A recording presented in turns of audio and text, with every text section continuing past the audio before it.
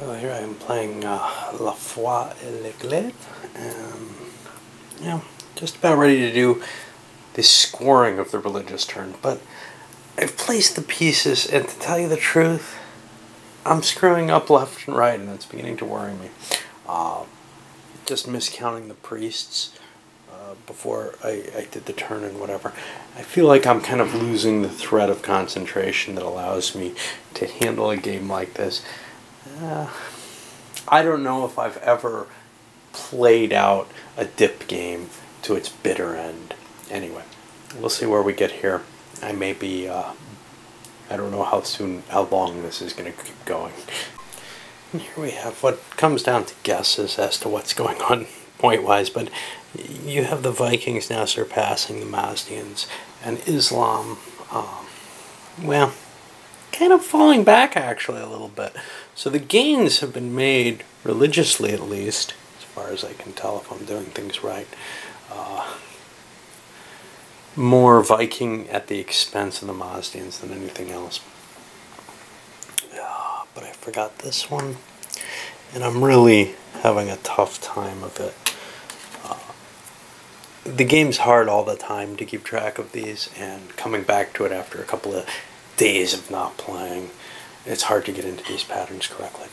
Alright, what did we see that's kind of interesting? The Catholics got chased out of Europe entirely. They're now in Africa. And they're going to have a tough time there. They only have one counter. They're going to take at least one loss, and any attempt by Islam to defend that area is going to be fairly easy to do, actually.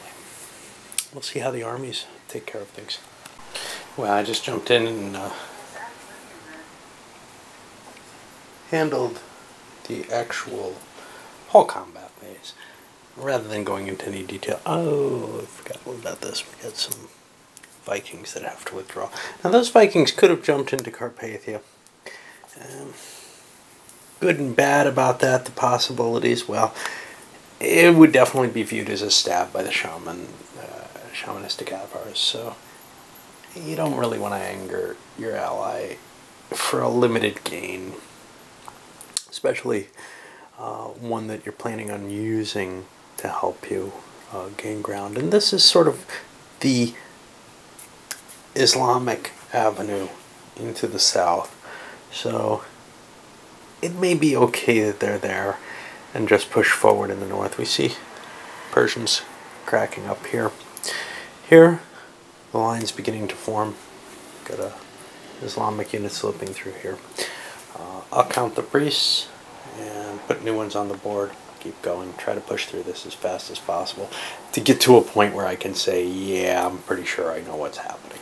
The priests are down. One of the big problems with this game is there's a very high setup cost per turn where I have to write, all these orders for all the different units, where it takes me a couple hours to set up for what really is maybe a 20-minute turn in a real-life game.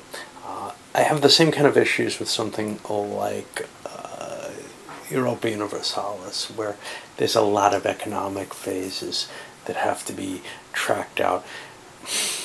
That's got more excitement to it. With this, it's very difficult. Anyway, I'm gonna try to keep going. I really am, but it's painful to me just because of the amount of time I'm investing for something that's not really playing out too interestingly. Yeah, I like the game. It's just this isn't the optimal situation to play it under. Well, after playing out the 770 turn, in a position where, Islam is definitely winning the game. They're running away with it right now. They're at 60, 91 of the religious spaces on the board. Now here's the problem. Obviously, neither Persia nor the Vikings can beat them if things maintain as they are. So what happens? Well, unlike in a diplomacy game where the only goal is to divide up the board, in this case we're going to see another realignment. The Vikings and the Persians are going to say, okay, fine. You're getting too close. It's time to gang up on you. And we're just going to see this kind of balance of power swinging back and forth. It could be that the game would never end. If any two of the players chose to play a buddy dip type situation, they might be able to guarantee that neither one could win the 118 religious points, especially if they can get some of the minors to grow a little bit. And we're seeing the Catholics and the Orthodox beginning to become a little bit, more than one space, right? If that can start to happen, it would be possible to sit down and say, okay, let's do a buddy dip. I think any two of those big three could guarantee it. The shamans are too weak now to align with anyone and be of any importance. They're just going to fall. We see they lost Carpathia. They're down to one space. Pretty soon they're going to be a minor religion. Another piece in that puzzle. So we've got a three-player game of diplomacy, as it were, with the added little factor that there is a point total that can be obtained on the spiritual side of things that will end the game. This is kind of like Machiavelli, which also has a clear, hey, the game ends when you reach this many points, right? Unlike normal diplomacy. But still, in a three-player situation, and with the points being such a large spread, really, even for our mighty Islam, who's at 91, they still need to pull 20 religious points to swing things. They're not going to be able to sneak that by, right? And this is the point where everything becomes kind of chaotic and strong enough where I think that the other two players who are of significance are going to say, oh no, that's it. And have to turn around. And actually, Islam's not in a great shape for that. They're not in a position. The Vikings kind of were preparing for this and denied them Pannonia, left themselves in a position where they're really capable of moving and swinging their army against Islam a lot quicker than Islam and the Arabs can turn against them.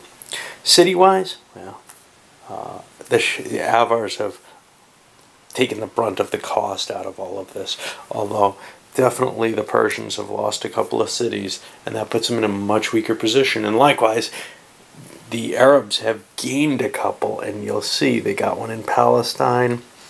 I think they only gained one. Anyway, I just don't see continuing on with something that's going to be this kind of continuous balance of power. It's not that it's uninteresting. It's just that it may never end. It may never end. In fact, when I've played games of Machiavelli, which has this similar dynamic to it, and doesn't devolve into buddy dip because it has this level victory condition point that you can reach, well, that's what happened. One side would look like they could win, and everybody else kind of takes them down. Well, here, and especially when you get down to three players, and at least in that game, the victory point totals weren't that big a jump. You could be within a turn's worth of action to get to that victory point total without it being a big deal and without maybe somebody noticing as easily. With this, damn, you're going to notice. Whether or not that harms the game, whether or not some kind of deal can be made on the buddy dip level or whatever, at the very least you get the idea that, hey, we really did trim it down to three players. Three of the players have been knocked out completely. Yes, the Avar is still on the board, but if they wouldn't surrender, everyone can assure that they will. So I'm going to call this a three-way draw, just for the sake that I don't think that anyone's going to be able to achieve the total victory without this being tremendously long and drawn out. I'll come back with a review.